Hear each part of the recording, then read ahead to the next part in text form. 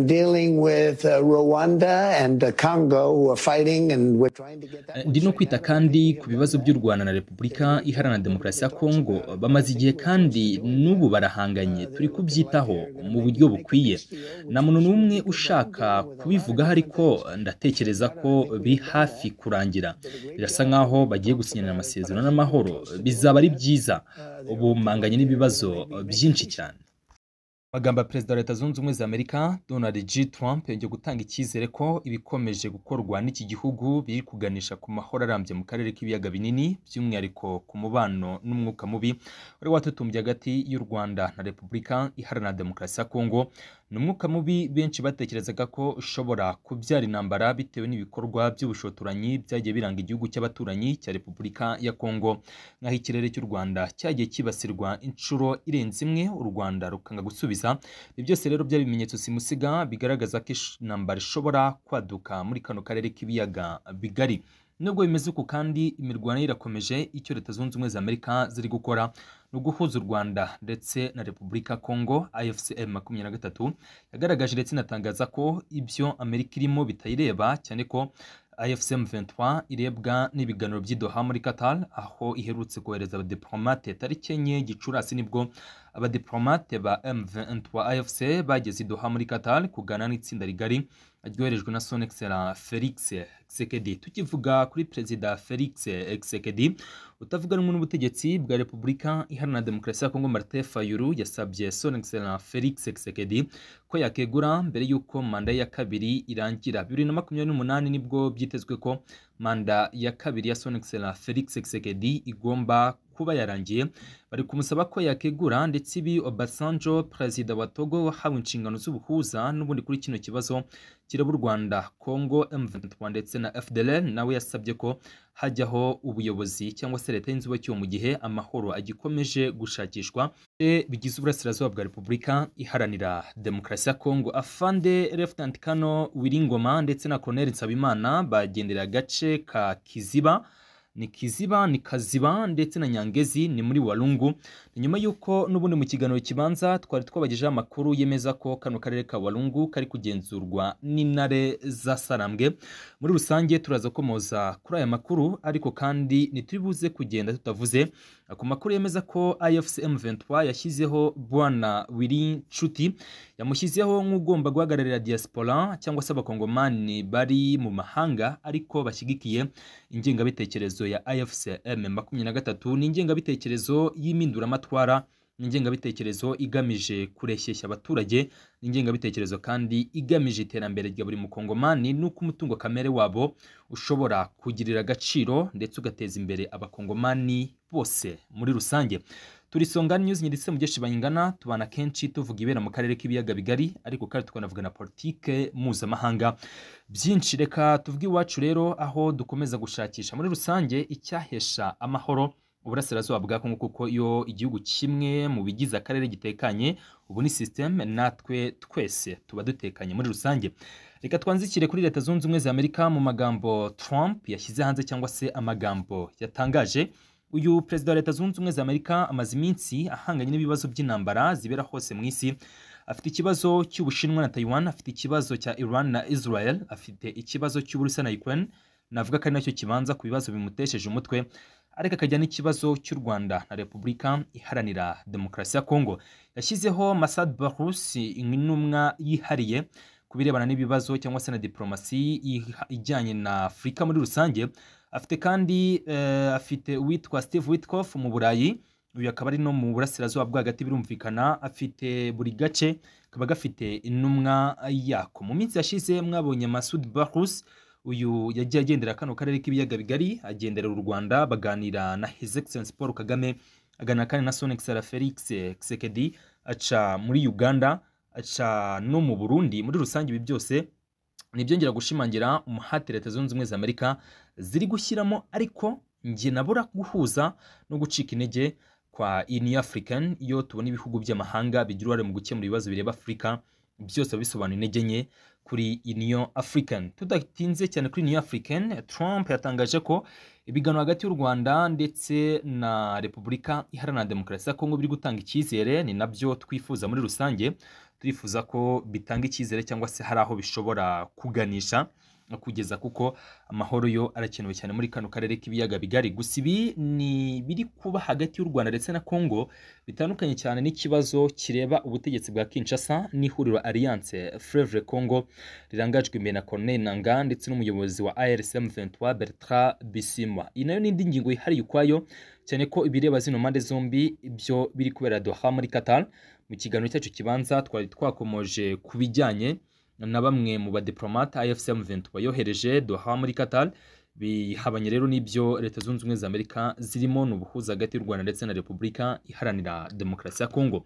Tukivuga kuri leta ya Kinshasa ndetse na AFCM 23 ahitwa Warungu, ahitwa Kazima ndetse na Nyangezi, Lieutenant Kano na Fande Wiringoma n'umuvugizi w'igisirikare cya AFCM 23 ndetse kandi birumvikana na Colonel Nsabimana umwe navuga mu bayobozi bakuru, bumwe mu bapanga rugamba cyangwa se umwe mu basirikare bakuru muri M23 bagendereye kano gace ka Kaziba. Iyo abayobozi bakuru nk'aba bagendereye biriya bice bisobanuye iki muri rusange? Abamaze iminsi bakurikirana ibibera mu burasirazuba bwa Kongo, kiraba ari nk'ikimenyetso cyo kugaragariza abasivili ko bari kumwe nabo, bari ikimenyetso cyo kugaragaza kandi ko ibyo bice nta gushidikanya ibice bari kubigenzura. Ntago M23 ari bwikandagiye Warungu yigeze gufata bino bice, cyangwa se urugendo rwatangiriye ahitwa za Kamanyora, bafata ibice bitandukanye bagera Nyangezi, bafata hano Kaziba ndetse n'ahandi hatandukanye. Kaziba bari barayikuyemo bayigarukamo. Muri rusange ni ikimenyetso kigaragaza ko ibice bitekanye abayobozi bakuru bahisemo kugendera mu bice byari bisanzwe birimo za Wazalendo na FDLR ndetse n'abarundi birumvikana na za FARDC, ariko bakagaragara bagana n'abaturage, icyo twita in person, abari ikimenyetso cyiza kigaragaza ko amahoro yagarutse. Rero abari batuye Warungu bari barahungiye mu bice bitandukanye, aho abari baragiye za Bukavu ndetse no mu bindi bice n'abasohotse igihugu.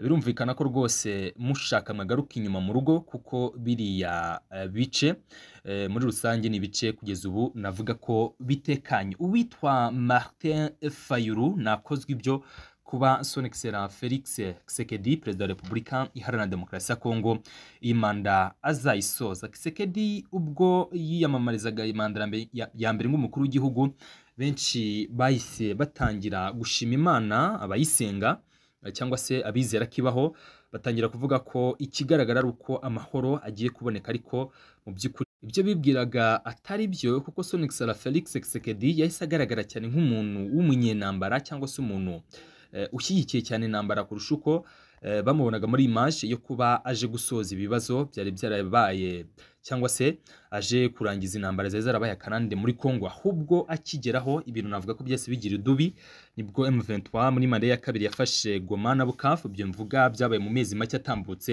muri uno mwaka turimo 2025, umwaka navuga ko wahiriye M23 habe mu rwego rwa gisirikare ndetse n'urwego rwabo politike rukomeje noneho gukururira abategetsi ba Kinshasa mu biganiro. Mbibutsa ko Tshisekedi yari amaze kurahira arirenga avuga ko atazigera aganira n'izina za Sarambwe. Kuri ubu rero iki kiri kuba nuko ahubwo bari abadiplomate ba Kinshasa bari gutanga M23 aho bagiye kuganirira. Rero ni ikindi kimenyetso cyiza kigaragaza ko wagutsinze ku rugamba no muri diplomasi nta kabuza ni AFCM 23 ifite abahanga, buri ufite ba docteur, iyo ufite abanyamategeko, iyo ufite ba generali barenga batatu, ngira ngo ifite batatu kugeza kuri ubu. Nago AFCM 23 bavuga ko ari inyeshyamba zoroshye, nago wanabita inyeshyamba Comtel, naga ari inyeshyamba n'umutwe uharanira, naga bakiri inyeshyamba abantu umutwe uharanira cyangwa se ufite abajenerali barenga batatu, bafite ba docteur mu mategeko, bafite buri ngeri yose barayifite. Birumvikana ko muri diplomasi bagomba gutsinda. Muri rusange rero reka ibya Martin Fayulu navugaga usaba Tshisekedi wicaye ku ntebe iri kubira, uretse na Martin Fayulu ngira ngo na Obasanjo ku munsi w'ejo mwabonye abakurikiranye, mwabonye ko yasabye ko hajyaho leta y'inzibacyuho. Nago leta y'inzibacyuho ibigiyeho ibije gusimbura iriho, ahubwo noneho no gushyiraho nk'ishami cyangwa se abantu runaka bahuriweho bagomba gukurikirana uko ibintu bishobora gukorwa, kuko ibi biri kuba muri rusange nuko M23 ikigaragara ubwo hatangiye gushyirwaho inzibacyuho, bishoboke ko hazabaho kuba hari bimwe muri za ministeri for example cyangwa se ibindi byose hakenewe abantu deja. Nago hakenewe Kinshasa gusa kugira ngo imyanzuro ifatwa itaza kubangamirwa, hakenewe ko muri Kinshasa hazamo n'abandi na Elemacha za AFC M23 kugira ngo none ntiyafatwa amategeko abahuriweho. Nicyo ngira ngo Basanjo yari agendere cyangwa se yaragamije asaba ko habaho gushyirwaho guverinoma ihuriweho kugira ngo ibibazo birumvikana bikemuke mu mahoro, kugira ngo intambwe iri guterwa itazasubira nyuma, kuko byagiye bigaragara kenshi ko hari byakorwaga tukifata byasubiye nyuma bitewe n'iki no kuba Kinshasa byarajyaga ku munota wa nyuma ukumva bose bahindura ibitekerezo. Nta gihe na kimwe cyagaragaraga ko amahoro ari hafi nk'ubwo abakuru b'ibihugu bahuriraga i Bujumbura mu kwezi kwa kabiri kwa 2023 niba nibeshye, yego kwa 2023.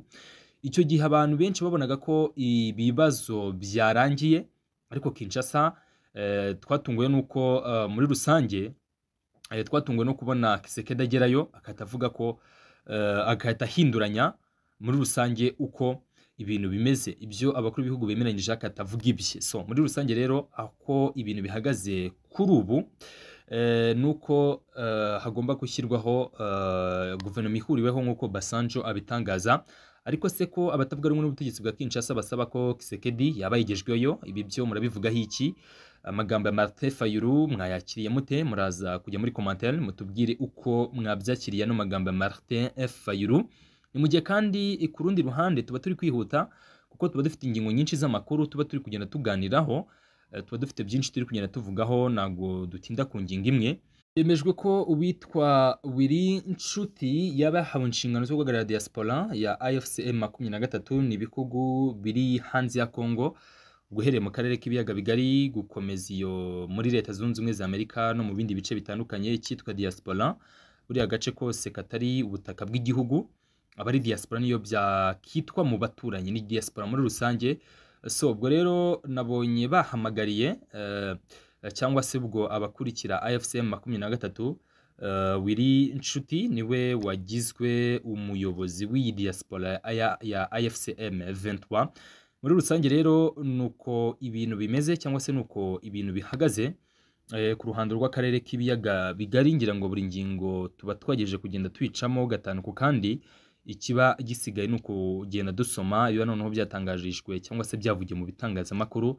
Ngira ngo mwabonye ko ku munsi w'ejo Minisitiri w'Ububanyi n'Amahanga n'Ubutwererane w'u Rwanda ni Ambassador Olivier Nduhungirehe yatangaje ko ibijyanye no kuba u Rwanda n'Ububiligi byakiyunga rwose igihe kitararenga, cyane ko mubizi ko nta n'umwanzi ubaho muri politike. Ni imvugo imenyerewe cyane cyangwa se ni imvugo ikunda gukoreshwa cyane. Ariko kandi Minisita Olivier Nduhungirehe yongera gushimangira ko icyo gihe kitaragera muri rusange, igihe cyo kwiyunga k'u Rwanda n'Ububiligi. Ariko birumvikana ko hari tuba tukirimo twabirane tuba tugomba gukurwamo, ubundi diplomasi ku mpande zombi cyangwa se ibihugu byombi bikongera kubura cyangwa se kongera kubana nk'ibisanzwe. Ni Minisitiri w'Ububanyi n'Amahanga Ambassador Olivier Nduhungirehe yari yavuze ko kugeza ubu nta biganiro bihari bigamije kuzahura umubano w'u Rwanda n'Ububiligi, ndetse anashimangira ko icyo gihe kitaragera. Minisitiri Nduhungirehe ibi yabitangaje nyuma y'uko Maxime Prévost aherutse kugira uruzinduko mu bihugu byo mu karere birimo Uganda, Burundi na Congo. Ubwo ari muri Uganda yagiranye ibiganiro na Yoweri Kaguta Museveni byibanze ku mutekano muke mu burasirazuba bwa Congo, ariko biza no gutangazwa ko uyu mudiplomate yasabye Museveni kuba yakunga igihugu cye n'u Rwanda. Ku mugoroba kuri iki cyumweru mu kiganiro ajyanye na RBA, Minisitiri w'Ububanyi n'Amahanga w'u Rwanda Olivier Nduhungirehe yavuze ko iby'ubwo busabe bwa mugenzi we yabyumvishe mu itangazamakuru. Ati ayo makuru twayabonye mu binyamakuru, ntabwo twigeze tubimenyeshwa na leta ya Uganda cyangwa undi uwo ari we wese. Yakomeje avuga ko iki gihe u Rwanda rushyize imbere ari ibiganiro bigamije gukemura intambara mu burasirazuba bwa Congo, ashimangira ko iby'Ububiligi bizaba biza. Ati twe ubu turi mu karere turimo gushaka gukemura ibibazo bikomeye by'intambara mu burasirazuba bwa Congo, ubu nibyo duhugiyemo. Ikibazo cyangwa se ibibazo n'Ububiligi byo bizashakirwa undi mwanya. Kuba Minisitiri w'Ububanyi n'Amahanga w'Ububiligi yaza mu bindi bihugu byo mu karere n'uburenganzira bwe, ariko uko byagenda kose ibyo yakorana nabwo birebana n'u Rwanda. Muri rusange rero amagambo ya Minisita Nduhungirehe Olivier ashimangira ko Maxime Prévost kuba yagendera akarere k'ibiyaga bigari bifite icyo bisobanuye ku gihugu cye ndetse n'ingendo ze no muri diplomasi y'Ababiligi, ariko nta hantu na hato bigomba guhurizwa n'u Rwanda. Ashimangira gusa ko bizumvikanwa umubano kongera kuzahurwa ku mpande zombi, ariko bitari ubu, kuko ubu ikiraje inshinga ari ikibazo navuga kireba cyangwa se ibibazo bijyanye n'uburasirazuba bwa Repubulika Iharanira Demokarasi ya Kongo. Reka mbashimire cyane mwese mudukurikira, turi Isonga News tukugeza amakuru atandukanye, ubwo dukomeze tubane no mu yandi ari imbere.